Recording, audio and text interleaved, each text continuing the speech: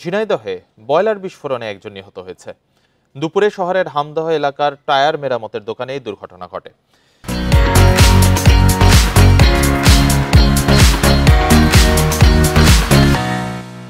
Police জানায়, রিপন দাসের tyre মেরামতের দোকানে কাজ করছিলেন মিস্ত্রি সাব্বির হোসেন। হঠাৎ করেই টায়ার হিট দেয়ার বয়লার মেশিনটি বিকট শব্দে বিস্ফোরিত হয়। এতে গুরুতর আহত হন সাব্বির। পরে স্থানীয়রা তাকে উদ্ধার করে সদর হাসপাতালে নিয়ে গেলে চিকিৎসক তাকে মৃত ঘোষণা করেন। নিহত সাব্বির হামদহ গ্রামের বিপ্লব বিশ্বাসের ছেলে। এদিকে ঘটনার পর থেকে খোঁজ নেই দোকান মালিক রিপন দাসের।